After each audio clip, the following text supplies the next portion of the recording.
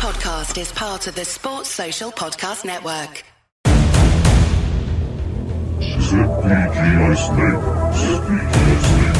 Hello and welcome to ZPG Ice Maidens, the only dedicated Women's National Ice Hockey League podcast.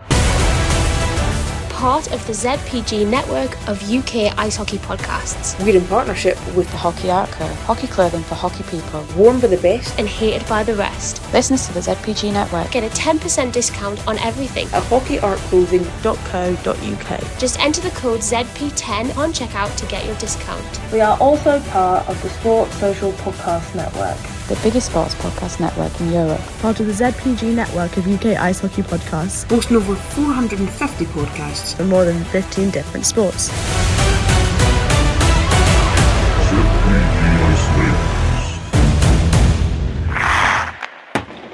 Hello and welcome to our playoff preview show.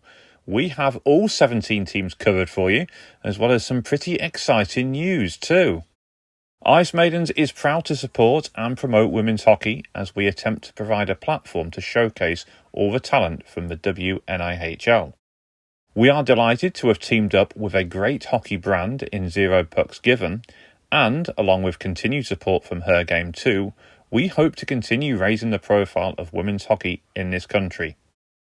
So without further delay, let's get this week's show started and the news from the past 7 days. ZPG News. We could only really start this week's show with one news story, and that's the announcement that the UK will hold a round of the Women's Olympic qualifiers in Sheffield as GB begin their bid to qualify for the 2026 Winter Olympics in Italy. The four-team tournament will take place at the Bauer Arena in Ice Sheffield from Thursday the 12th to Sunday the 15th of December, with GB facing the Netherlands, Spain and a qualifier from the previous round. GB last hosted a round of the Women's Olympic qualifying back in October 2021, with big crowds attending the event at the Motorpoint Arena in Nottingham. After breaking records for the first two games against Iceland and Slovenia, the record was broken again for the final day showdown with Korea, with nearly 2,000 in the building. This season's qualifiers follow a familiar format. In each round, 3 groups of 4 teams will play a round-robin tournament, with the winner progressing to the next stage. The first round of qualification is scheduled for the 7th to the 10th of November. Group A features Chinese Taipei, Bulgaria, Croatia and a 4th team yet to be determined. Group B involves Latvia, Lithuania, Romania and Thailand, while Group C sees Iceland, Turkey, Estonia and Serbia compete. The second qualification round will run between the 12th and the 15th of December, which is where GB come in. They will face one of the 3 group winners from the names just mentioned. If GB win their group, they will then advance to the final phase, which is to be played between the 6th and the 9th of February. Win that, and they will clinch one of the final 3 qualification berths for the Olympics and will be heading to Milan in 2026. In what has been a busy week for announcements, the IIHF have confirmed the venues for next year's World Championship tournaments. And once again, it's good news for GB, as the Women's World Championship Division 1 Group B will be held in Dumfries. This comes just 2 years after the same venue hosted the Under-18s equivalent. Having performed great in Riga last time out, GB will feel this is a great opportunity to secure a medal on home ice and, dare I say it, even challenge for promotion. The tournament will run between the 9th to the 15th of April 2025, with GB facing Italy and Slovenia, 2 sides they beat in Latvia last time out. Newly promoted Kazakhstan and freshly relegated South Korea will also rejoin the division after what was a year away, while this year's surprise silver medalist Latvia will also be there. GB Under-18s World Championship venue was also announced. Their Division 2 Group A tournament will take place in Riga, Latvia, between the 13th and the 19th of January 2025. Hosts Latvia, along with regular opponents Kazakhstan and last year's host Netherlands, will be there again, with relegated Chinese Taipei and promoted New Zealand also joining. After this year's silver medal performance, GB Under-18s will be hoping to go one better and to clinch a long overdue promotion. So that's 3 of the 5 main tournaments announced then. It just leaves the venues of the 2 lot of 4 nations to be decided. The Under-18s edition has been held already in Iceland, Poland and Spain over the previous 3 years, with GB being the only team yet to host the event. Could we be set to host a 3rd tournament in 5 months? Well, common sense would dictate it is GB's turn, so let's hope so. As for the seniors, well, both Poland and Denmark have hosted the 4 nations, meaning next year's will either be in Italy or possibly GB as well. It is hard to see GB hosting 4 tournaments in what would be a matter of 5 or 6 months, but stranger things have happened. If it does go to Italy, it will represent a great venue for the travelling GB army. Moving on then, and the Grimsby Wolves have had a tougher 2023-24 season than most. A series of long-term injuries and players departing has led to a very real possibility of there not being a team in the WNIHL next season, unless they can attract more players to join. That would be a massive shame. I've never hid my feelings for Wolves. I think they stand for everything that women's hockey is about. They provide an opportunity to play a game in what is a community-run ice rink. While some teams have bigger budgets and ambitions of climbing the leagues, the Wolves are in it just to have fun.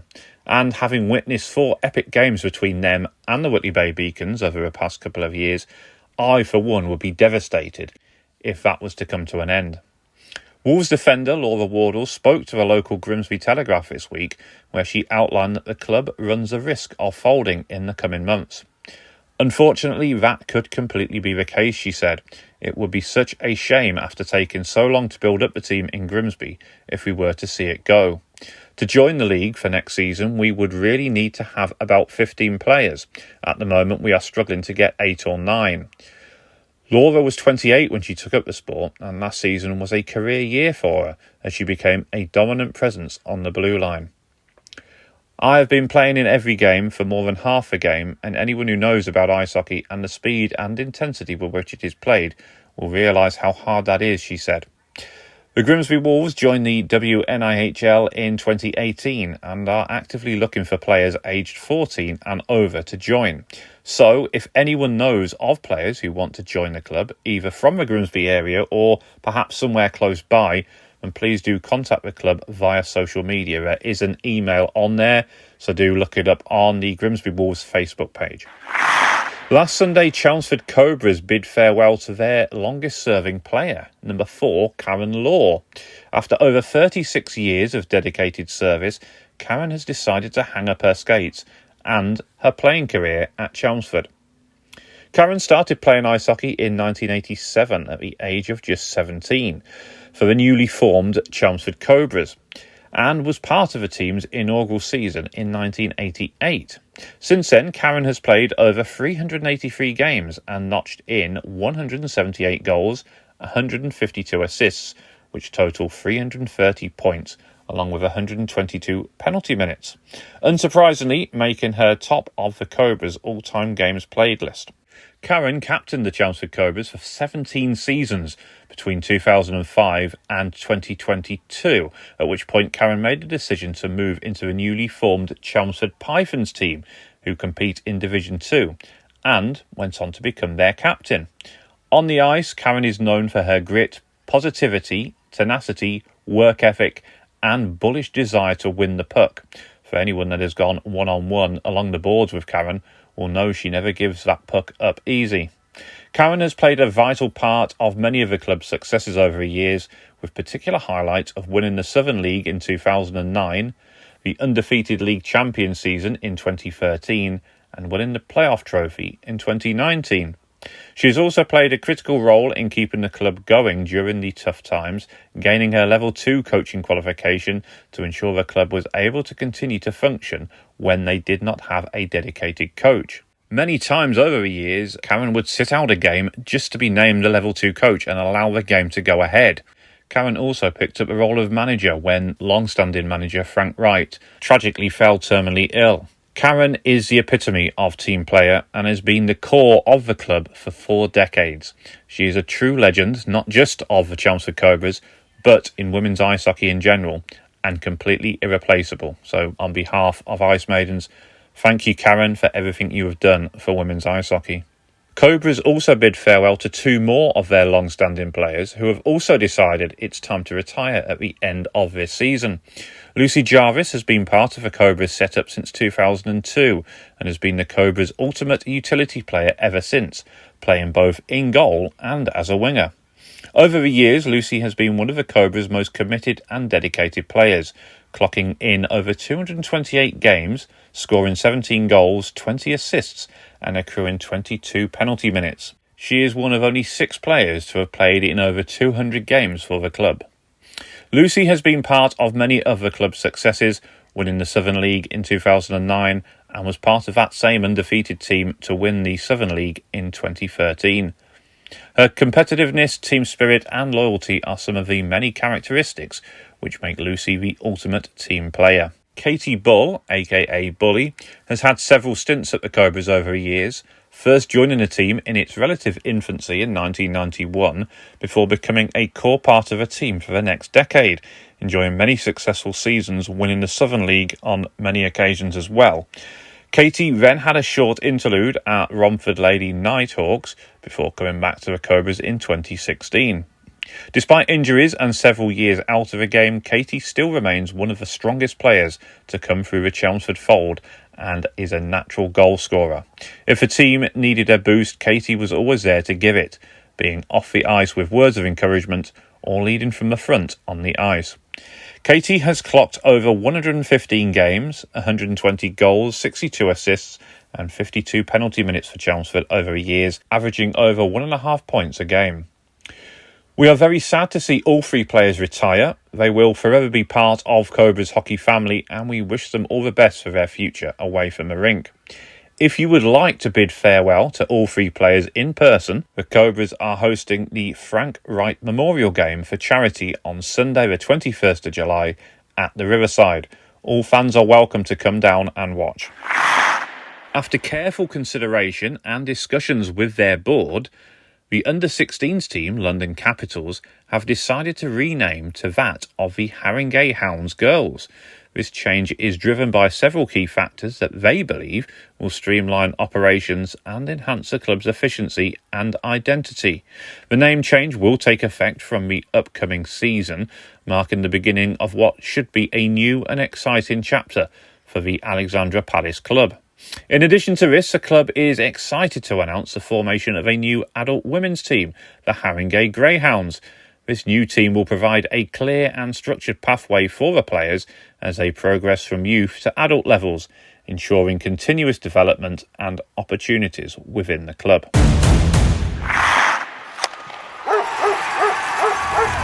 ZPG News. Well, the regular season has barely finished and already teams are starting to have their presentation nights. The Caledonia Steel Queens held theirs last weekend in the Murrayfield Ice Rink Bar. Kate Gillis was top scorer with 27 and also received the Coach's Player of the Year award, as well as being named Queen's Queen of the Year. The Iron Lady award went to Kelly Bertram, with the Spirit of the Game award being shared between Michelle Davidson and Nikki Russell. Most improved player went to Nikki Robertson and Newcomer of the Year to wee Jess Bridger. Widnes Wild also held their awards night recently, with top scorer being named as Preston Jenner, no surprise there really. Best forward went to Ellen Tyler, with Katie Adshed named as best defender.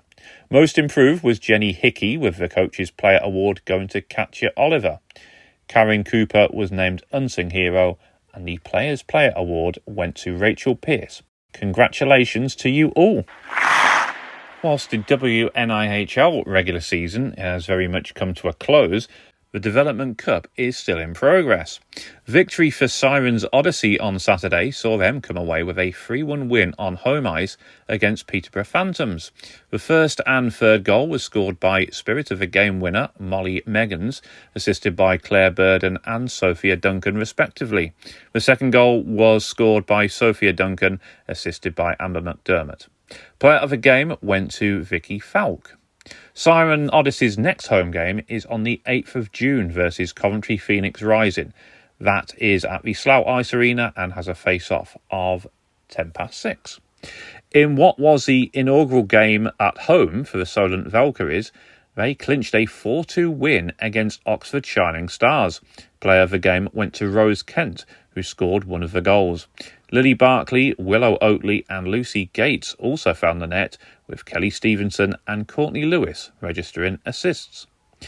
Phoenix Rising travelled to Peterborough for their 5th game in the Women's Development Cup. The momentum was with Coventry from the beginning, with 19 shots on goal and none on the Coventry net in the first period.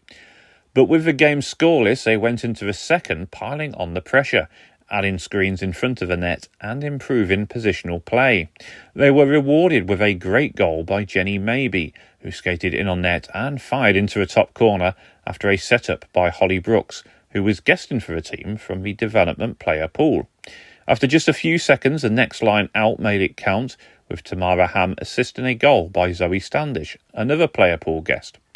5 minutes after that, acting captain Natalie Backy-Evers scored the third, again having been set up by Tamara Ham. Going into a third, tired leg set in as Peterborough attempted more rushes on goal. Zane Curry in the Phoenix Rising net shut down those attempts, and Coventry netted a 4th goal with a pass from Lauren Avery to Sarah Nolan, who shot the puck into the back of the net.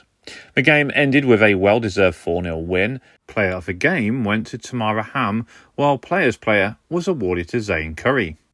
Invicta Dynamics completed their home schedule a few weeks ago now, so they had the weekend off, but they were represented by Harriet Pearce, Vanessa Young and Annabelle Trami at A&S Hockey Camp in Hull last Saturday. The trio had plenty of fun and apparently spent Sunday soaking their feet after what was a tiring day. Great stuff, ladies.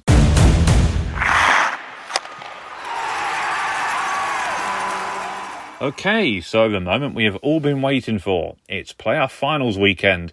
Who's excited for it? I know I am. Last year could not have gone any better, and building off that success, the organising team of Faye Andrews and the volunteer group are busy putting together the finishing touches as I speak. There will be plenty of merch available during the weekend, with t-shirts, hoodies, pucks and programmes and much more available, so please check that out over the course of the weekend. The live stream will be brought to you by Pyro Media. For anyone who has tuned in to Whitley Bay Beacon's home games over the past 3 seasons will know the quality of the productions, and I'm delighted to announce my good friend Matthew Donachie will be filming all the games to the highest possible standard. I will, of course, be providing commentary on what is a marathon 13 games over 2.5 days, with Jamie McElroy and 1 or 2 other guest appearances on the mic alongside me. And so, on to the reason why we are all going to be there, the games themselves. We have previews and interviews from every competing team, so without further delay, let's start with the Elite League. The Queen Bees go into the finals weekend as regular season champions for the first time since 2019. That season also saw the then Bracknell-based side win a league and playoff double for the 4th time in 5 seasons, and it's something the Queen Bees will be looking to replicate again this year. Of course, who could forget their dramatic 3-1 win over arch-rival Solihull in last year's final? The Queen Bees will not only be looking to defend their playoff championship, but also add what would be an 11th postseason championship. Most of their success this season has been down to the incredible form of GB pair Rachel Cartwright and Catherine Gale, who have combined for 53 points between them. Rachel's 17 goals has her near the top of the leaderboard in terms of the Elite League scoring. Losing Chrissy Newman, one of the standout stars from last year's playoff success, will be a massive blow. But in Ellie Wallace, they have a player who is in great form right now. She has 11 goals and 20 points this season since returning from her year away with Topcats Turku of Finland. And in recent weeks, she has really stepped up to fill that void left by Chris's injury. Wisconsin-born forward Megan Stouts is another to have made a welcome return to the team. Having spent some weeks back home in the States, the Milwaukee native was back in the lineup for the final game of the regular season and wasted little time in putting in a player of the game performance, showing she too has hit form at just the right time. The Queen Bees can also rely on 3 extremely talented young players in Lily Endicott, Nora Egri and Talia Davidson-Wright. The trio have combined for 36 points this season, showing the side have plenty of depth. All three are capable of netting a goal of a season contender in pretty much any game they play, and all three are also fantastic to watch. Last year's defender of the tournament, Abby Sylvester, is simply a phenomenon. Her 23 points from the blue line is a warning of the threat she can pose, not least those 2 worldies she netted from distance in last year's final. Abby is for me the best defender in the women's game right now. She's quite simply dominant, and it's a privilege to watch her on the ice. Hannah Byram and Amelia Williams have been their usual reliable and consistent selves, while Katie Dadd and Sophie Games have both been a revelation this season. Katie's slapshot is perhaps best described as being like a cannon. In fact, the NHL's Columbus Blue Jackets could easily do away with their in-arena weapon and just get Katie to wind a few shots at from distance, and they would get the same effect. Then there is Sophie Games. Having converted from forward, Sophie has been at home on the blue line this season and looks as though she's played there her whole life. On the occasions I have watched her this year, she has bossed the games and shut down some high-profile forwards. Friday is also Sophie's 18th birthday, so many happy returns, Sophie. I hope it proves to be a happy weekend for you. Sadly, Abby Fay will be one who won't be playing, as she suffered a season-ending ACL injury recently. We wish Abby all the best in her recovery. Goalie Amelia McGinley has not been without her injury problems this season either, but the Swindon-born shot-stopper is one of the best in the business and is usually hot during the playoffs. She has won on each of the last 2 occasions, 2022 with Guildford Lightning in Widnes, then last year with the Queen Bees in Sheffield. For anyone who was lucky enough to see it, Amelia made the save when she stopped a certain goal with a high glove. Grace Garbutt lurking there to try and go onto the end of the back. Oh, what a save by Amelia! Whilst a first league in 5 years has been welcome, alternate captain Rachel Cartwright explains to us how it won't be easy to repeat that success in the playoffs, especially against a tough Diamonds team, but is more than looking forward to the challenge. You know, it's no secret the goal for us this weekend is to come out as champions. Like last year, we were super proud of what we achieved last year and sent our coach Nats out on a high, and we want to do it again this year. We've come off a league title win last weekend for the first time since 2019, which was huge for us, and it's been a tough season, to be honest. It's been up and down. We've had some season-ending injuries to some of our key players, and we've been missing players as well. So it's been an interesting year, and same goes for all the other teams that are playing in this league, and that's why I went down to the last game, which is a testament to how tough and competitive the league has been, with many surprises along the way. So really, really proud of the squad and what we achieved this season, and looking to build on it. But it's going to be a tough challenge. Anything can happen at playoffs, but really looking forward to what the team can do this year. And we are looking forward to it too, Rachel. Queen Bees will face the Kingston Diamonds in the semi-final, with the league champions having won 3 of the 4 games between the sides this season. They opened up with a 4-1 win at the end of September. Rachel Cartwright, Talia Davidson-Wright, Catherine Gale and Ellie Wallace, on her return to the club, all scored. Sophie Games played her first game as a defender and promptly put in a player of the game performance. When the sides met again in February, it was a case of after the Lord Mayor's show. Having beat Solihull 7-4 the night before to go top, the leaders slipped to a 3-0 home reverse. It was the first time the Diamonds had ever beaten their opponents in the Elite League. GB international Katie Marsden netted twice, with Lydia Lutwich getting the other. Libby Bird put in a heroic performance in goal to claim a shutout. Queen Bees would get their revenge a month later, though, as Chrissy Newman put on a masterclass to lead her side to victory in Hull. She opened the scoring 3 minutes in when she banked a shot off Diamonds defender Jess Wooding's stick, before going on to use her experience and leadership to manage the game with an excellent two-way performance. Talia Davidson-Wright cut in off the left wing boards and slotted home through traffic to double the lead before Katie Marsden got one back for Kingston. Queen Bees responded by netting twice in just over a minute to take control of the game. Talia Davidson-Wright's clever pass split the Diamonds' defence for Lily Endicott to fire home, before Nora Egri played in Sophie Games to rifle home for 4-1. Defenders Amelia Williams and Katie Dadd scored either side of a Kiana Tate power play goal to make it 6-2, before a late rally from Kingston saw Lizzie Saunders lay on goals for both her line mates Kiana Tate and Katie Marsden to make it a thrilling end to a 6-4 Queen Bees win.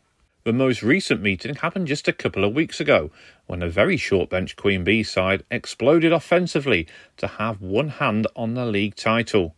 Ellie Wallace opened the scoring 6 minutes in, with Lily Endicott making it 2-0 23 seconds into the second. Nora Egri scored just before the midpoint of the game to make it 3, with Rachel Cartwright giving her side a 4-0 lead before the second break. The Queen Bees would find the net a further 7 times in the final period to claim an impressive 11-1 victory. Catherine Gale scored 12 seconds into the period before Nora Egri netted her second of the game soon after to quickly make it 6-0. Lydia Lutwich soon got one back for the Diamonds to cut the arrears, but seconds later Kingston found themselves on a penalty kill, and Rachel Cartwright wasted little time in converting on the power play for her second. Catherine Gale and Lily Endicott, the latter on a power play as well, both added to their tallies. Rachel Cartwright went on to claim a hat-trick, quickly followed by Nora Egri. Catherine Gale knows the semi-final will be different from that last encounter and will be especially tough with some key players missing through injury. And she had this to say. Hi Adam, thanks for having me on the podcast. Really appreciate, and from everyone at the Queen Bees, we really appreciate the work and effort you're putting into promoting women's ice hockey and using this platform for that as well. From our side at the Queen Bees, we are really excited for playoffs this year. Definitely after last year, the successes we had in winning playoffs, we're definitely hoping to go for the double and try and get that win again. We know it is competitive this year, more than any other year. Even just looking at the league standings and the competition, it was really down to the wire this year with the last few matches and the pressure being on with definitely our last few matches as well. So with that, we're really happy with the win this year of the league. I think, like I mentioned earlier, it's probably been the most competitive year it's been in a while. Definitely each match, could have gone either way, from the bottom of the league to the top of the league, which makes it really exciting. But from our side, I would say it's been quite a challenging year. We've definitely had a lot of changes. Our head coach has changed with Gareth coming in. We've also had a lot of injuries. We've had Amelia with a broken toe, foot. We've had people on work trips. We're going to miss Chrissy at playoffs, which is a huge loss to the team, but also, extra motivation for us to really try and go get the win at playoffs as well. So, a huge success this year in general, but definitely a lot of challenges across the board in the team as well. I think for us, we are also really excited at playoffs just to, also see, the under-16s, how much they're growing across the league, and then also supporting our development team, so the Firebees, and making sure we're there as well, supporting them and hoping that they also get a big win across their playoff weekend as well.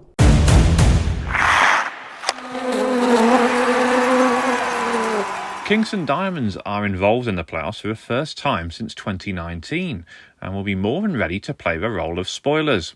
The Hull Bay side have already beaten the Queen Bees this season, the only other side other than Solihull to do so this year. And talking of the Vixens, the Diamonds took 5 points off them as well this year, so no team will faze them. Be warned, the Diamonds are not here just to make up the numbers. They have a good pedigree in the competition too, having claimed back-to-back wins 3 years in a row between 2012 and 2014. They even made the final the year after that too. Much of Kingston's chances will hinge on the form of Katie Marsden. Known as the best left wing in the country, Katie is a player everyone wants on their line. So often she is the player who does the hard work for a team, but this season she has really put up the kind of numbers her play deserves. 21 goals and 30 points have seen the GB International average 2 points a game this season. Alongside her is Lizzie Saunders, who celebrated a well-deserved call-up to the GB team herself this year. She leads the team in assists with 10 and has linked up well with both Katie and the third member of the top line, Kiana Tate. The Hull-born forward epitomises what the Diamonds are about. No player in the league works harder than Kiana does. She has even become something of an expert shutdown forward, but has also added goals to her game this year too. Only Katie and Lydia Lutwich have scored more, in fact. Speaking of Lydia, her talent has never been in doubt, but now she is starting to look like a go-to player. If the Diamonds need a goal, Lydia will be there to put one home. Her competitiveness will also see her battle hard, and she has one of the best 60-minute games in the country. Mia Forbes has broke all sorts of scoring records this season with the under-16 side. She isn't afraid to score last-minute winners either, showing composure to go with her abundant talent. Clara Ashton and Danny Newlove will fill out the top two lines, with both being able to play centre on either unit if required. Danny links up particularly well with any two of Katie Marsden, Lizzie Saunders or Kiana Tate. Defensively, the Diamonds will be without Jess Wooding after she suffered ligament damage to her knee. She will be a huge miss, but they can still rely on experienced trio Beth Diascoon, captain Holly Cornford and Helen Emerson, who all appear on the blue line. Having spoke to Beth last weekend, she couldn't hide her delight at a return to the Elite Playoffs. The first time in a while that Diamonds have got to the Elite Playoffs, so thoughts on that? Looking forward to it? Yeah, absolutely. In years gone by, we were there consistently and we won it 3 years in a row, a good few years ago now. It's always a great weekend. It's nice to get everyone together. We've had a good season. We've had really good runs and good results against the top teams. So we're going there looking to win it. Every team should be. That's the elite level and that's how it goes. We know we're capable. If we focus on our performance, put in a good performance on the Saturday, anything can happen. We've had the results. We're confident and we just need to do the job on the day. Youngsters Grace Cooper, Jazz Little and Olivia Turner can also play on the blue line, although recently they have appeared as forwards too, giving coach Tim Heelan the opportunity to be flexible with his lineup. Gemma Wallace and B. Lester can also be called upon at the back, with goalie Libby Bird back available after her season with Sutton Sting has ended. Libby has a 2.43 goals against average over 10 games this season, and always makes a difference for the Diamonds when she is in net.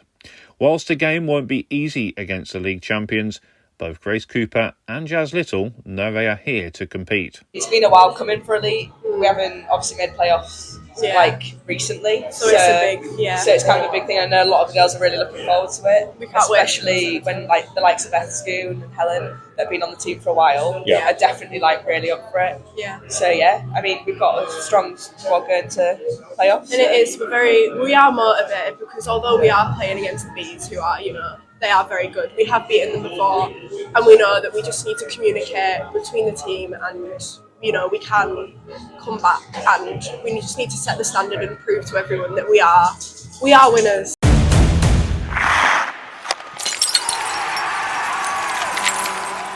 After 3 straight league titles, the Solihull Vixens just missed out on making it 4. How they even managed to get that close, considering the injuries they suffered, is testament to the quality they have on their roster. Once again, Jodie Alderson-Smith led the league in scoring with 27 goals and 50 points. That's 20 more than the next highest scorer. The GB captain's partnership with Laura Horwood and Katie Henry saw the trio combine for an amazing 51 goals and 108 points over the course of the campaign. It would have been more but for an unfortunate collarbone injury to Katie, who then had to miss 7 games as she recovered from an operation. That proved to be just the tip of the iceberg as far as missing games was concerned. Grace Garbett, who is usually second in league scoring to Jodie, missed 11 games through 4 separate injury problems. Had she played the full season, her scoring rate would have actually had her on course to challenge Jodie for the scoring title. Saffron Allen could only make 2 appearances before a scheduled operation meant the end of her season before it had even really got started. Hannah Maurice was restricted to just 6 games, while talented GB international Isla Hobbins returned home to Canada after just 2 games. That's a lot of forward talent to lose, especially all at once, and it decimated the depth the Vixens had compared to just a year ago. But there were some positives. The signing of Alicia Potts and a 2-way deal from Sheffield proved to be inspired as she scored on her Elite League debut against Whitley Bay. While Australian forward Anna Badoui offered the kind of second-line depth the Vixens desperately needed. Peyton Fincher was another to impress, and her temporary promotion to the top line in place of Katie Henry worked well, while Billy Thacker has scored some crucial goals this season too when given the opportunity. Sarah Hutchinson remains one of the best and dominant defenders in the league. Her 9 points from the blue line leads all defenders on the Vixens team. Megan Burton and Maddie Wright continue to be reliable partners alongside her, while Hannah Ware's conversion from forward has also proved more than effective. The experienced Lucy Lickman and youngster Faith Laverty are others to have impressed too this season. In Faith's case, she is one of several exciting young defenders in the WNIHL right now, and there were arguments for her inclusion in the GB Under-18 squad. In what is her final season, Michelle Franklin continues to be first choice between the pipes, having played in over half the games. Sheffield represents the final chapter of what has been a long and distinguished career, and what better way for her to bring the curtain down than to carry off the playoff trophy. Long-time backup Scarlett Richardson made a further 8 appearances, but it's actually the third member of the goaltending group that has posted the best stats. Although only appearing in 4 games this season, Kayla Poole, who is new to the team, has a 1.25 goals against average and a 95.6 save percentage. The Vixens have only claimed a playoff title once, that coming in 2017, before their league dominance started. But in a season of difficulties, the Solihull-based side could still salvage something from it with a piece of silverware. And it is something Jodie Alderson-Smith knows only too well. The Vixens are looking forward to playoff weekend. It's always an exciting weekend and we're excited to play against Guildford in our semi-final. Our season's been very up and down. We lost a few core players from last season's team over the summer, which was a blow to start with. Then throughout the season, we unfortunately picked up injuries to some of our major players, along with many work and school commitments, meaning we played the majority of the season with quite a short bench. That being said, we still remain positive throughout the season, and for us winning the league again wasn't meant to be, but with us staying strong and still picking up wins and points when needed, meant it went down to the final weekend of the season, where the Queen Bees clinched the title. I'm hopeful that both us and the Queen Bees will win our semi-finals and we can create a rematch of last year's final, which was a great display of women's hockey, as of all of our games against each other. Good luck to all of the teams playing in this year's playoff weekend, and let's showcase what women's hockey is all about. A great final message from Jodie there. Solihull have swept the season series 4-0, but Guildford can take some encouragement from recent matchups with the Vixens. Both sides met on the opening weekend of the season at the Spectrum, with the Vixens claiming a 6-3 win. Katie Henry grabbed a hat-trick with Grace Garbutt netting 4 points, and Jodie Alderson-Smith coming away with 3. Isla Hobbins also scored and was one of 4 players to have a multiple-point game. Scarlett Richardson made 32 saves in the win, while Hannah Maurice made her return to the Vixens after 3 years away. Alicia Potts and Erin Roche made their Vixens debuts. Beth Hill, Jess Jones and Alice Jones all found the net for the Lightning. The sides met again in January, with the Vixens making a winning start to the new year after they won 6-2 at home. Local girl Billy Thacker opened the scoring off a Jodie Alderson-Smith pass just 3 minutes 21 into the game. But the Lightning were tied up 26 seconds later when Jess Jones netted from an Anya Kadievich assist. Vixens would work themselves back into the lead with a pair of goals from Sarah Hutchinson, both assisted by Katie Henry, before the latter ensured the Vixens would take a 4-1 lead with them into the first break after she put home Grace Garbutt's pass. The pair would combine again 8 minutes into the second period when Katie made it 5-1. Jodie Alderson-Smith scored a power play goal in the third period, before Guildford's Margot Sear netted with just over a minute remaining. Grace Garbutt would end the game with 4 assists once again. Game 3 was in March and was a much different story. Solihull had to actually work hard for a 4-3 win. Maddie Wright had given the Vixens a lead 8 minutes in, but Evie Lawrence soon had the Lightning back level less than a minute later. Marley Easton was kept busy facing 44 shots, but the Vixens were able to edge ahead 4 seconds before the second break, when Laura Horwood converted on the power play. Guildford tied the game for a second time, 3 minutes into the final period, when Anya Kadievich scored. Vixens went back ahead 5 minutes later through Jodie Alderson-Smith, but the Lightning were level for a third time with 8 minutes to go when Kadievich netted her second. Guildford were close to snatching a point, and with Marley in top form, the Vixens were finding it increasingly difficult to find the all-important winner. But with 5 minutes to go, they did just that, Jodie Alderson-Smith converting a power play to make it 4-3. The most recent meeting came at the beginning of May, with the Vixens claiming a 6-1 road win.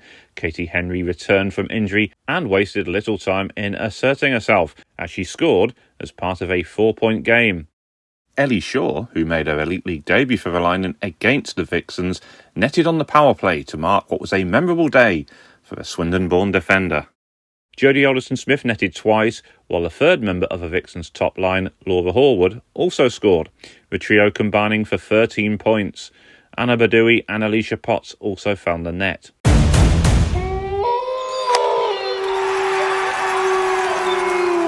It was all change for the Guildford Lightning over the summer when top scoring pair Louise Adams and Megan Stouts moved on, ushering in something of a rebuild. However, two veterans who remained, Beth Hill and Anya Kodiaks, have done most of the damage offensively this season. The pair have combined for 25 goals and 48 points and have looked a threat for the Lightning whenever they are on the ice. GB international Beth is traditionally a defender, but is amongst the best snipers in the league, while Croatian-born Anya is now in her second season with the Lightning and is an equally skilled scoring threat. Completing the top line is usually Jess Jones, who has returned from her year playing in North America to chip in with 9 points and a great late equaliser against Whitley Bay earlier in the season. Not all of the Lightning's success can be put down to their top line, though. A lot of that falls to their core group of youngsters who have made names for themselves this year.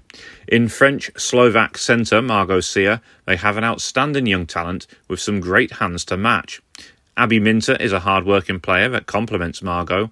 The Swindon-born star is a great two-way player with a tremendous work rate that sees her equally effective on the wing as she is playing through the middle. Completing the second line is usually Alice Jones or Cara Jones. Guildford's third line, if you can call it that, is equally strong. Evie Lawrence is actually fourth in team scoring this season and has confidence to belie her age. Fellow Chelmsford junior Izzy Zizhinska also knows how to put the puck in the net, while Bristol Huskies forward Mila Peroni complements what is one of the most exciting young trios in the league. The Vixens may have more firepower, but one thing is for certain, the Lightning will outskate any team in the league. With Beth Hill now at home as a forward, the top defensive pairing sees Ellie Porter and Zara Berwick line up together. Both have represented GB at under 18 level, and they are arguably the best young defensive pairing in the league. Both play with boundless energy and read the game well, while Zara certainly knows the way to goal, as shown with her last-minute equaliser at the Spectrum against the Beacons back in April. Josie Lamy and Sam Payne can boast a great deal more experience, and were part of the Lightning's playoff victory in Widnes 2 years ago. They will be tasked with pairing off with two more youngsters, May Sullivan and Kiva Parsons. In goal, Guildford can rely on Marley the Wool Easton, who has made close to 600 saves in just 18 games this season. Marley has looked near unbeatable at times, and if she can make it difficult for the Solihull shooters, you never know, a shock may just be on the cards. And, having spoken to Marley, I think she believes that the Lightning can do so as well. This season has been incredible. For such a young team, we have pushed boundaries and proved to the league what we can do. I am so proud of every single person on this team, and I cannot wait to show everyone the style of hockey we play and how competitive we can be. This group of girls is one of the most exciting teams I have been with for a while, due to the group dynamic and the overall potential of the team as individuals and as a group. Everyone works so hard to do their absolute best for the team, and they are like a second family. Third place for us is such a fantastic achievement, and I am so proud of everyone who has really dug deep this season to make third place possible. Everyone knows we have a tough task on our hands with our semi-final against the Vixens, and we know that it will not be easy. Solihull have put up some impressive numbers and have been strong throughout the season. The Vixens are always a challenging team to play against due to the calibre of their players. But with that said, we have also had a very good season and also have a good calibre of players too. We had a close game against them earlier in the season, and we are hoping that we can replicate this at playoffs. We have dug deep into important games and have gotten some very important points, especially in the latter half of the season. We as a team know that we are more than capable of winning this game, and as a team we know that if we come together and support each other, that we have a very good chance of winning it.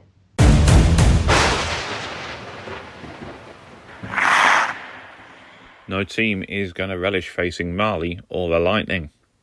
Streatham find themselves in the elite playoff as they look to keep hold of their place in the top flight for next season. It's a position the South London club really shouldn't have found themselves in, but a points deduction meant they finished 6th and bottom of the standings and will have to face a very talented Swindon Topcats side. Captain Isabel Whitley led the Storm in scoring this year with 12 goals and 19 points, and she will have a big role to play in the game on Friday evening. Hong Kong forward Estelle Ip has had a strong season too, with 10 goals and 15 points, while newcomer Chantal Eyre had 11 points before an injury saw her miss 6 games during the run-in to the season. The legendary Ange Taylor continues to be an offensive threat, while American Jane Ann Drill has been a welcome new signing this year too. Canadian pair Gillian Fales and Christina McLean have chipped in with their share of points too. Hard-working winger Lucy Ebbinger, along with Viv McGee and Canadian Maria Murray, provide plenty of depth and steel to the lineup. Defensively, Storm can rely on new GB recruit Jamie Ndritzi, along with Joanna Lee Hao Chong and Beth Milne to provide experience, while youngster Amy Robbery continues to develop at an alarming rate and looks a class act patrolling the blue line. South African international Kelly Jameson also had a great start to his season, but has missed a few games during the second half of the campaign. Storm have used 3 goalies this season, with Naomi Healy playing most regularly and having featured in half the games. The Tokyo-born shot-stopper ended a campaign with a run of games under her belt. Sarah Harrison started the season between the pipes, while youngster Charlotte Horvath appeared 5 times and made her name for herself as a great young prospect. Given the quality the Storm have, and having recently beaten Solihull, there can surely only be one winner, right? Well, Storm are certainly hoping that will be the case, and I caught up with their captain, Izzy Whiteley. Going into playoffs weekend, we're certainly and obviously disappointed to be in the relegation match, but we're also going into this match ready to battle and confident because we firmly believe that we deserve to be in the elite league, so we're going to battle to make sure that we maintain our place in the league. The team has really come together this season, battling through a lot of adversity, both on and off the ice, but we've stayed positive and we've stayed together as a team, and so we've really supported each other through all the highs and lows that this season has brought us, and because of that, I'm super proud of the team. We play for each other and we play with each other, and that's how we've played all season, and that's how we'll continue to play. Well, when you look at Swindon's roster, you may have to think again. Virtually all of them play in the Elite League with either the Queen Bees or Guildford Lightning. Ellie Wallace led the team in scoring with 22 goals and 42 points, while Lily Endicott second with 20 goals and 33 points.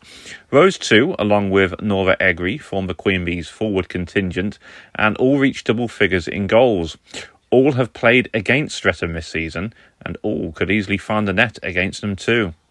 Guildford's Abby Minter, along with Emma Comer and Joy Scott Russell, form a great secondary scoring unit, as they have combined for 31 points this year. Erin Roche and Flo Shermer could also feature for the Wiltshire side too. Although only playing 5 times, Jess Jones could well be involved over a weekend as well. Defensively, the Topcats are equally stacked. Amelia Williams is another of the Queen Bees players, while Ellie Shaw, who recently made her elite debut with Guildford, are both similar in style.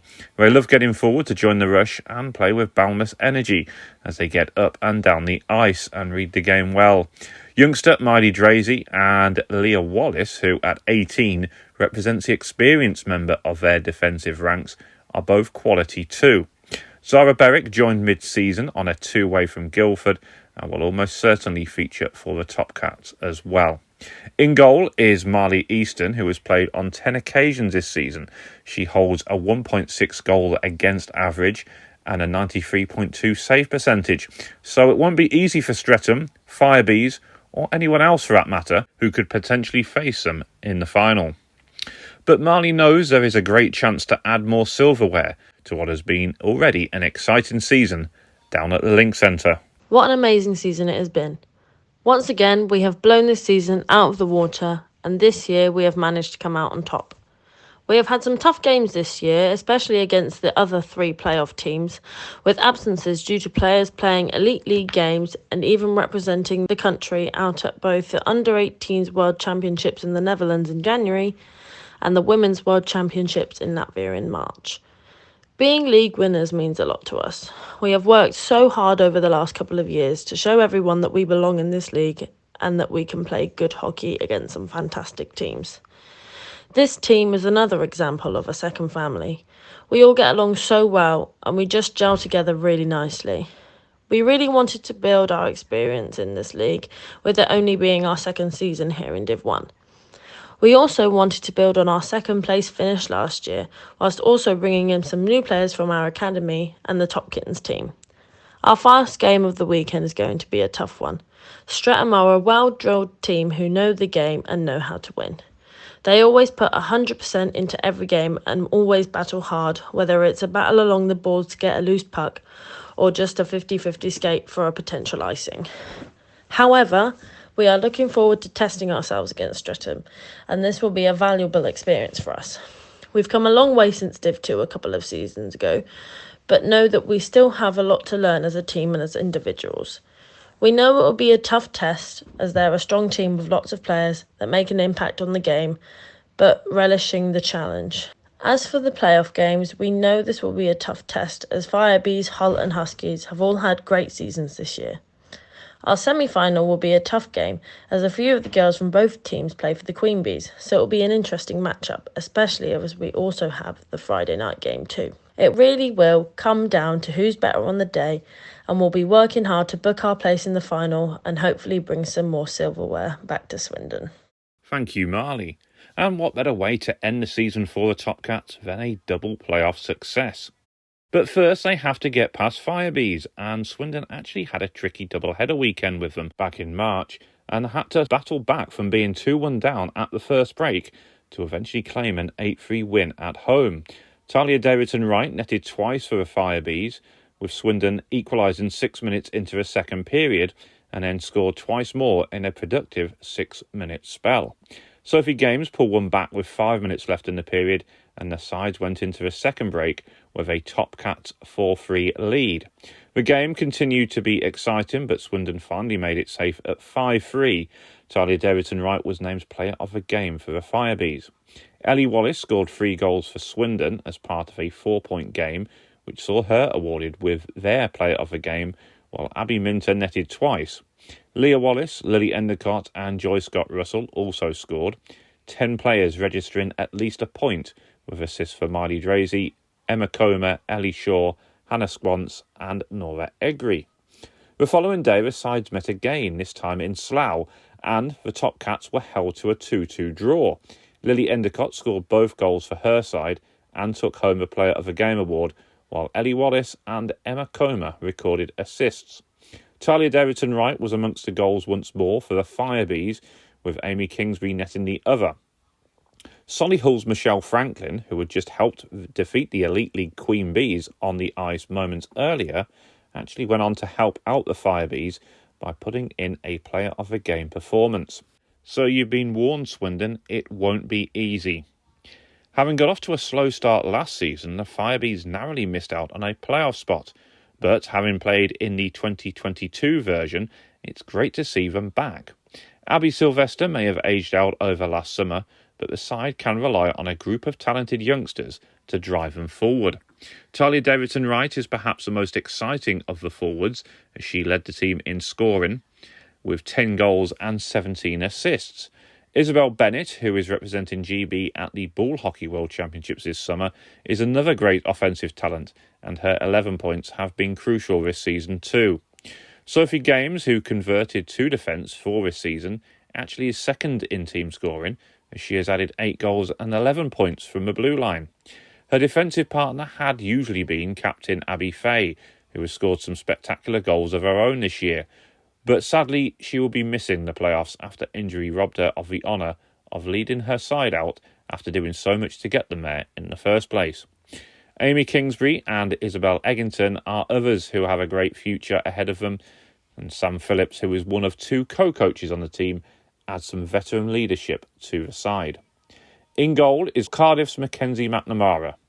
Despite not being able to feature on the ice, Abby is still going to be there to help support her teammates from the bench and had this message for her players. This season has been tough as the standard across the league has really improved, but I couldn't be prouder of the Firebees. We put in a solid performance with 8 wins, 4 draws and 4 losses, which managed to secure us a spot in the playoffs. It all came down to our last game against Chelmsford to determine who would be going to playoffs, and it was a very close but exciting 2-win for us. Facing Swindon in the playoffs will be a challenge, but given that we have managed to take points off them during the season, we are confident that we are going to give them a good game. For some of our players, it will be their first time in the playoffs, so it will be a wonderful experience. The atmosphere is always something special. It's not just about the competition, it's also about making new friends and meeting old ones across the sport. There's a real sense of community within our sport that makes the playoffs such an exciting time. Best of luck to everyone. Thank you, Abby, who will, of course, be a huge miss on the ice this weekend. Kingston have had a great season and only just missed out on top spot to Swindon. Most of the players are also on two-way deals with their Elite League side, so have quality all over the ice. Not least with Mia Forbes, who leads the team in scoring with 15 goals and 28 points this season. Mia usually centres a line with Lydia Lutwich, third in scoring with 10 goals and 16 points, and Whitley Bay Beacons forward Ruby Newlands. The three are good friends off the ice and are also part of the GB Under-18s lineup. The top line usually sees Danny Newlove centre second top scorer Kiana Tate, who has 11 goals and 16 points. Kiana has had an excellent season for both the Div 1 and Elite League Diamond sides.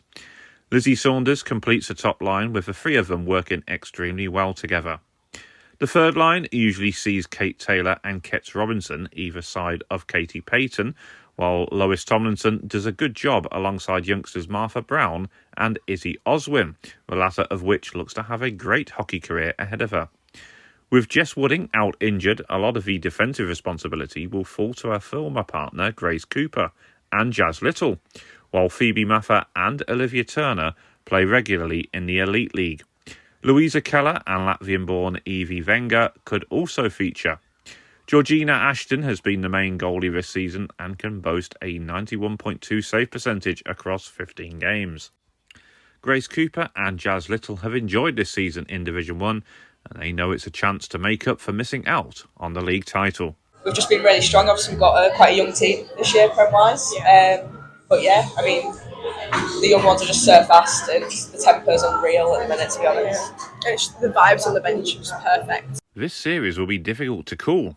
Bristol inflicted the first defeat of the season on Kingston back in December.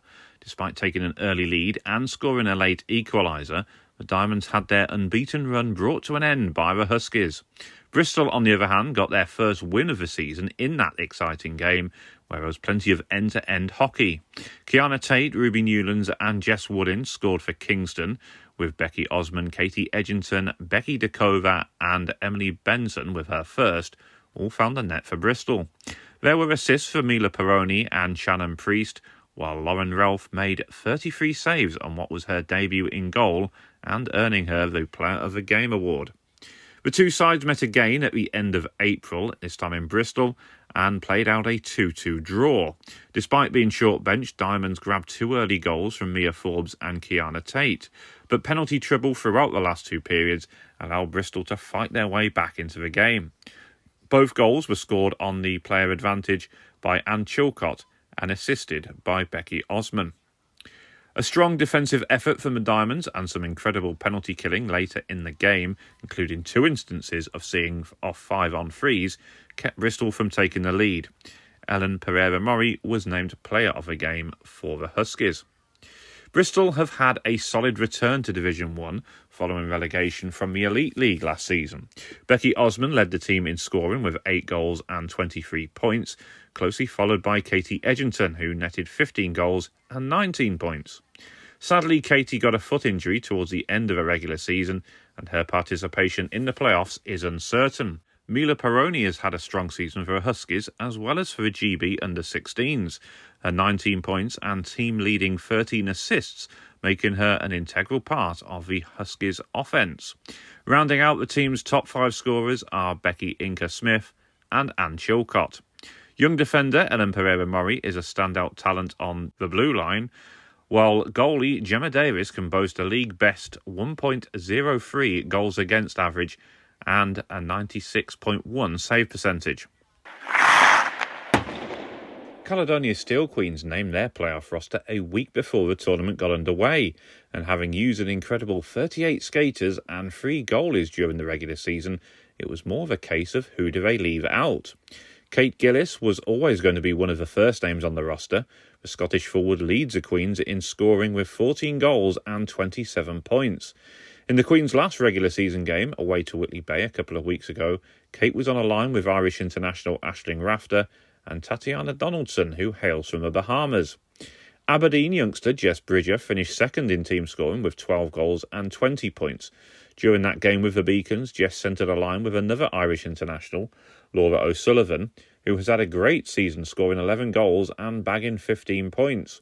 Completing the trio is Delaware-born Katie Trachtenberg, who is looking to clinch back-to-back promotions with different Scottish sides. Having held a starring role last season, as the Solway Sharks went the season unbeaten, much like the Queens have done this year.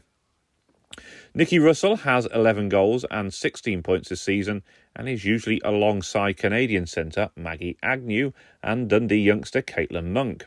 Canadian Laurie Ellis, Edinburgh native Kelly Bertram and mid-season arrival from Solway Chloe Young complete the forward options. Missing out is Kazakh-American Aza Kenzabekova, who has 8 goals and 13 points in 12 games this season, and Dutch forward Emily Kamphaus, who has 8 goals and 14 points across 8 games. Exciting defender Jessie Malloy is usually on the top pairing and is easily identifiable with her yellow helmet, which originates from her hometown team from Carlton Place, Ontario. In the last game, she partnered the returning Jordan Troop, who, having recovered from a serious knee injury, went on to put on a defensive masterclass. Canadian Michelle Davidson usually lines up alongside youngster Violet Mayer, with American Bradley Santelli providing more experience on the blue line. Brad started the season along with Katie Trachtenberg at the Whitley Bay Beacons in the Elite League before returning back to the Edinburgh-based club. Brad is from Crested Butte in Colorado and is a big fan of the NHL's Avalanche. Marie Galloway, Lynn Sinclair, Nikki Robertson and Sabrina Ellis are the other defensive options available to coach Richard Rambo Gray. In goal, Canadian-born Elise Hunter is first choice, with Argentina-born Consuelo Mesones Raba as backup. With the Queens completing their first season in the WNIHL, it is perhaps ironic they will face fellow newcomers Cambridge Kodiaks in the semi-finals. 2 clubs with very similar backgrounds and not much separating them. I was able to talk with assistant coach Beth Diaz-Schoon recently as she shared her thoughts ahead of the postseason. Everything's looking towards playoffs. We weren't sure what position we'd be in come the start of the season. It was a new team entering a new league for us. So it's all about the performance. We'll be working on things in training that will help in playoffs. So we just want to see them implemented in the game and just refocusing, making sure we're doing the simple things and regrouping when things don't go our way as well. Yeah, you're going to probably face, either or both Cardiff and Cambridge in the playoffs. How much do you know about those 2 sides? I know a few girls that play for Cardiff from my own experience. They're always a tough team.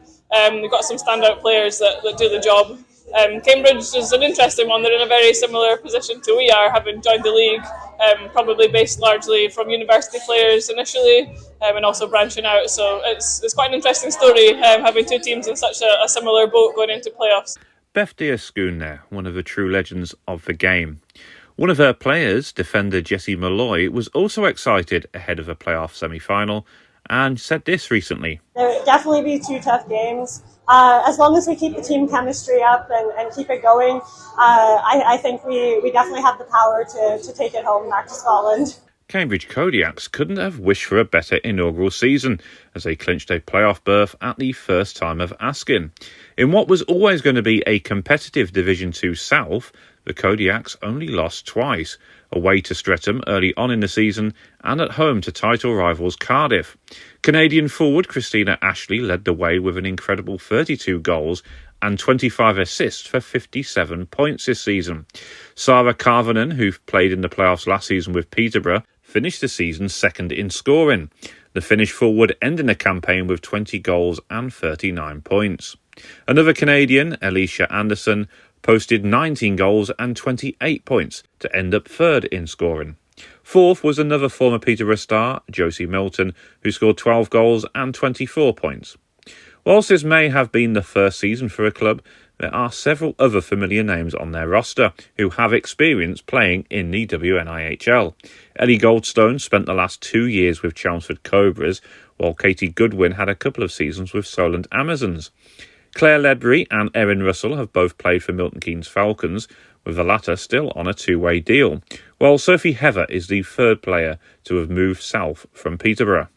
Leicester-born Catherine Leake and Katie Cartledge have both made the successful transition from playing university hockey in Cambridge to that of the WNIHL with the Kodiaks. In goal is American Cheyenne Vogel, who can boast an incredible 0.73 goals against average and a 96.2 save percentage. Nottingham-born former GB international Holly Steeples, who spent the last couple of seasons playing in Iceland with Fjolnir, is also in consideration to play between the pipes. Cambridge ended the season in fantastic form and pushed Cardiff all the way, including beating the Comets on their own ice. So this matchup is really difficult for me to see where it's going to go and who's going to be the favourite, if indeed there is one. What it does promise is there's going to be a fantastic matchup with a lot of good players out on the ice. Whatever happens, it's been a truly remarkable first season for the Kodiaks, and captain Christina Ashley has talked us through what has been a great campaign. We are extremely excited to be going to Sheffield and playoffs this weekend. For any team in our league, regardless of how long they've been together or how long they've been playing in the league, to get to playoffs is a really big success. To do that in your inaugural year is massive. And it's a huge reflection of the amount of dedication and hard work that not only our players and coaching staff have been putting in throughout the season, but also our volunteers and the best fans in the world that have come together to really make this a family and a great program. This group of people that have built the Kodiaks, that are the Kodiaks, they're what have gotten us through the season. We've had a storybook run in the sense of we've battled really hard to come back from different defeats, to come back from behind, some massive upsets throughout the year as well. And each time we've had these successes, each time we've had these wins, we've done it together as a team. And that's exactly what we're looking to do as we go into playoffs this weekend. The cherry on the cake, obviously, for this year will be winning playoffs and then moving up a league next year, so that we can kind of keep building on this program and keep building on those successes. We're, like I said, really excited, kind of raring to go. There's a bit of nerves, obviously, but they're those good kind of butterfly nerves that you get that let you know you're ready for this, you've prepared for this, and you just can't wait to step on that ice. One person who does want to give the Steel Queens a good message is Canadian international Brianne Jenner. Hi Caledonia Steel Queens, it's Brianne Jenner here from Peterborough, Ottawa and Team Canada. Wanted to wish you the best of luck as you head off into playoffs. What an exciting season you have, coming first in your division, and obviously a lot to be proud of with the progress that you're making for women's hockey in Scotland. It's absolutely amazing. You're growing the hockey game. And it's really cool to hear about your story and what you guys are doing, especially when it comes to the development teams and the U16 team that you're trying to set up. So really exciting what you're doing for hockey in Scotland, and wishing you the best of luck in playoffs. I hope you have a great playoff streak, but just enjoy it. I know in any hockey game and any playoffs there's a lot of ups and downs, so just make sure you enjoy it, stick together, and wishing you the best of luck, and thanking you for the work that you're doing over in Scotland to promote our game. Obviously, it makes me really proud as a member of the same community to hear about your success and support you. So best of luck from your friend over here, actually messaging you from Utica, New York at the World Championships. But wanted to wish all of you the best of luck, and I'll be rooting for you. Cardiff Comets returned for a second straight season and a crack for promotion after clinching back-to-back league titles. The 2023 Division 2 final saw a heartbreaking last-minute goal from Solway to deny Wales's only women's team from going up, and now they are determined to put that right this time around. Led by the offensive prowess of Liv Taylor from Caerphilly, who has led the Comets in scoring once again, this time putting up 26 goals and 43 points.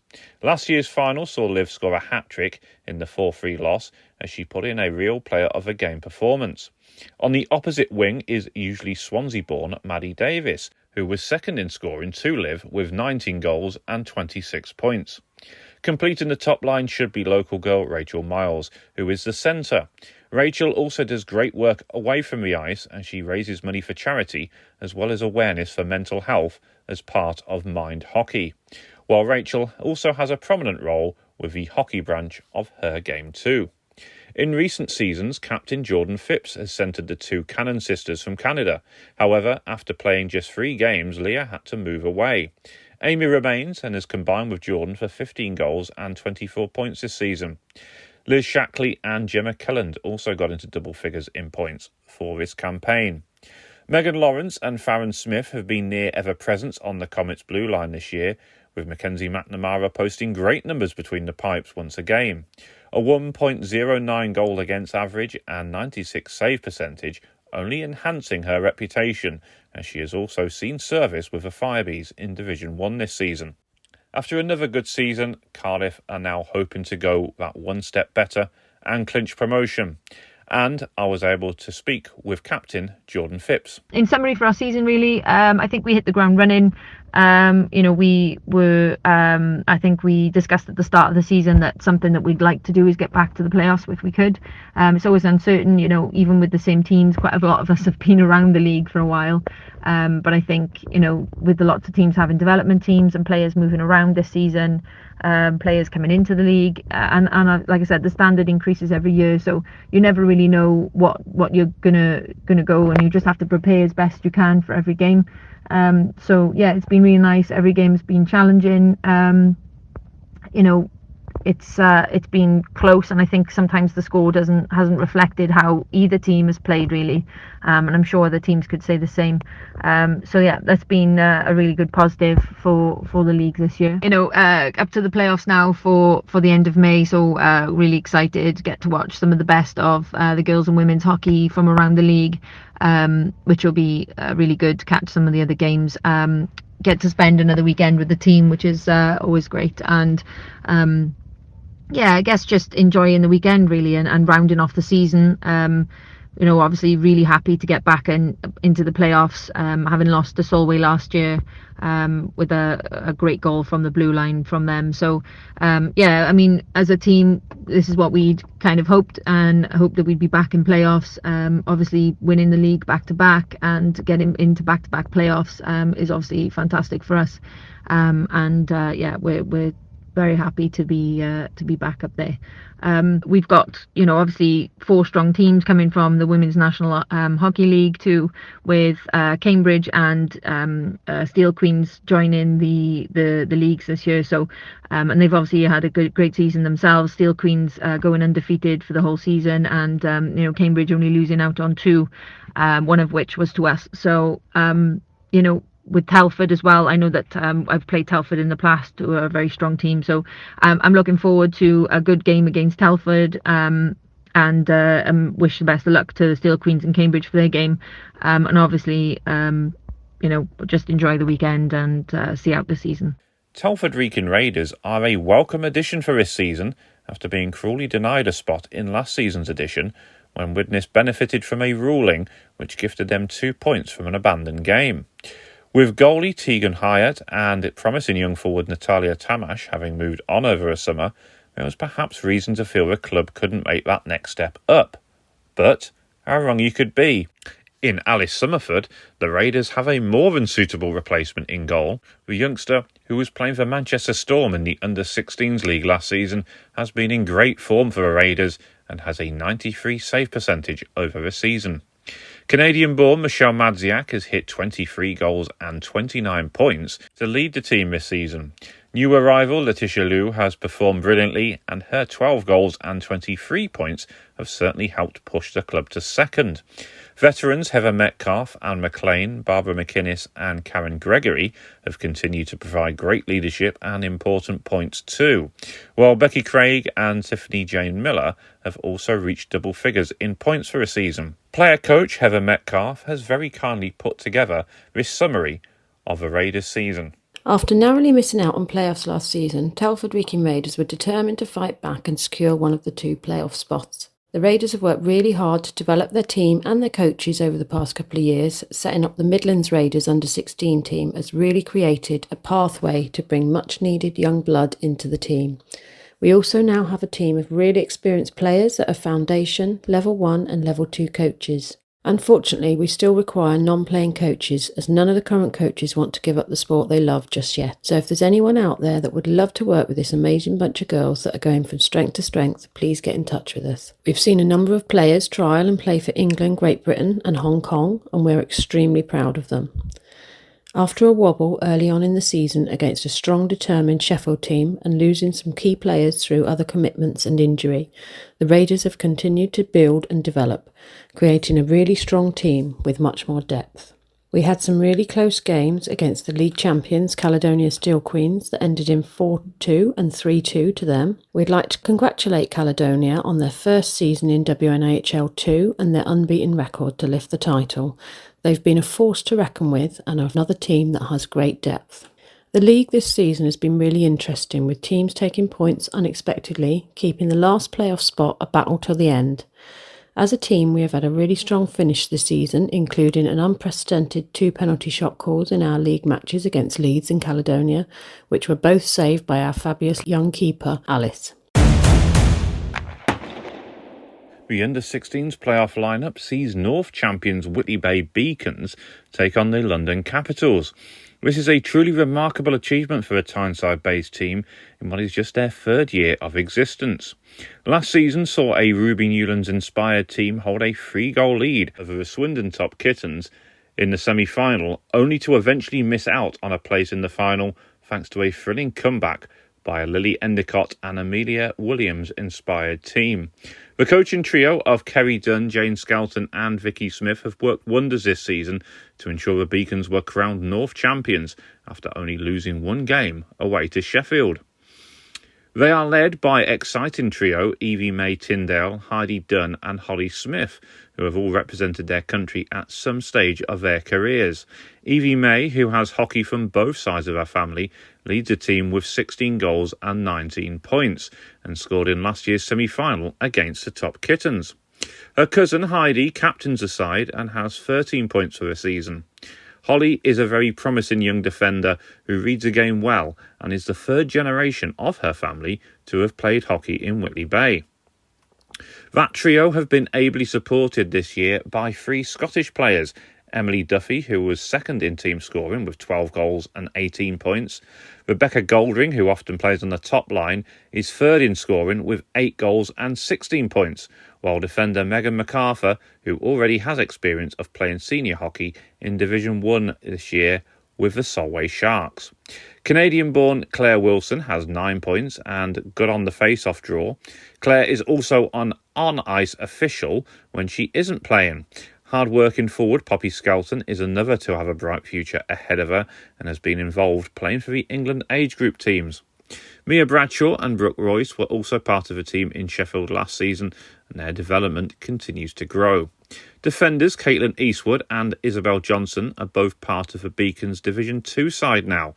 The confidence gained from playing senior hockey has benefited both of them, with each liking to get forward at every opportunity.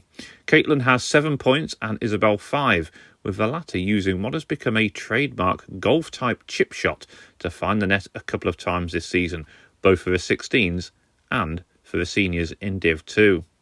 Playing in goal is Violet Lennon, who fulfilled her ambition of becoming a Beacons goalie last year and enjoyed it so much she has signed with the team full-time.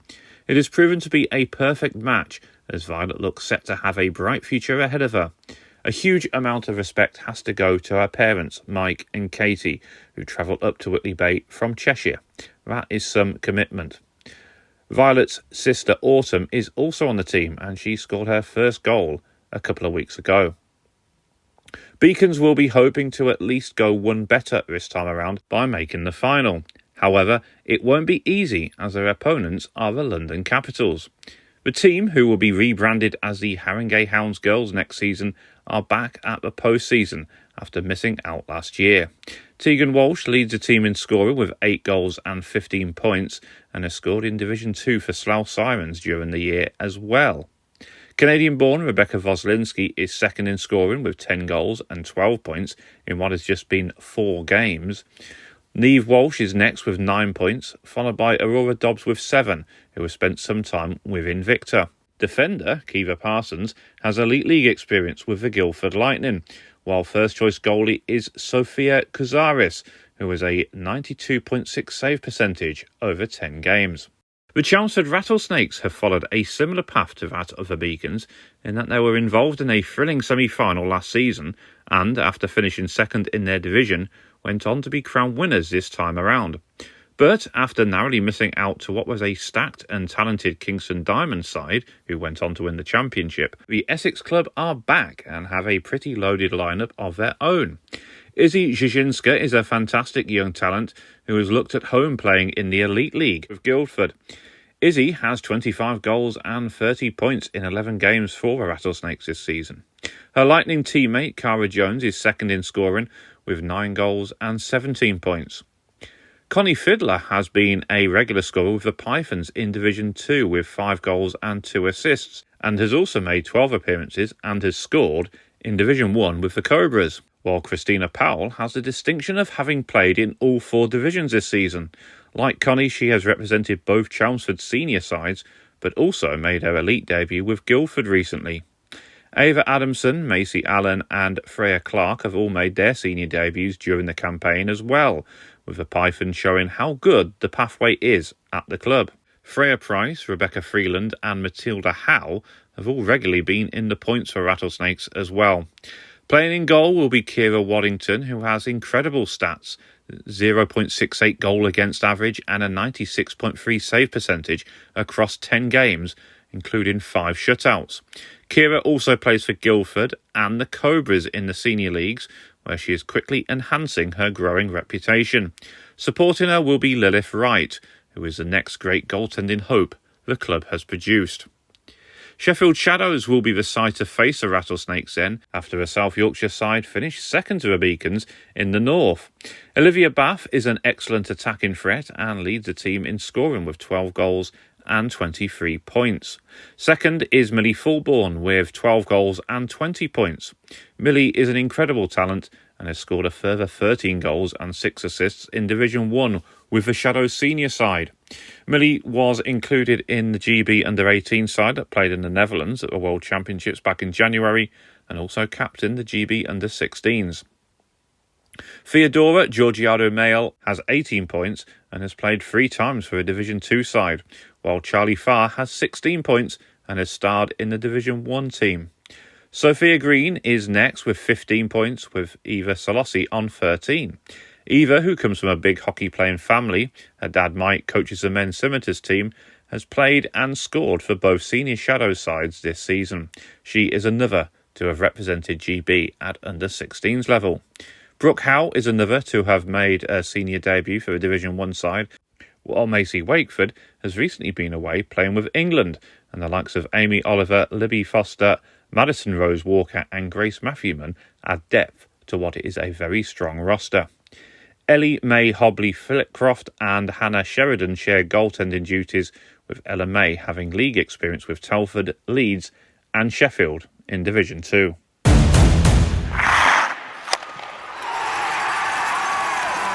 So that completes our playoff preview then here at ZPG Ice Maidens. I do hope you've enjoyed it. 17 teams, 13 games across 2.5 days. Good luck to all the teams across the weekend. We'll see you all in Sheffield. Please make sure you're following us across all social media platforms to keep you fully up to date with all things WNIHL. On Facebook, follow Ice Maidens, the voice of women's ice hockey. And check out the website at icemaidens.wordpress.com. On Instagram and on Twitter. You can find the podcast at ZPG Ice Maidens. And for YouTube, you can subscribe to Zero Pucks Given. Please like, follow, share and subscribe. It all does wonders for spreading the good word of the ZPG network.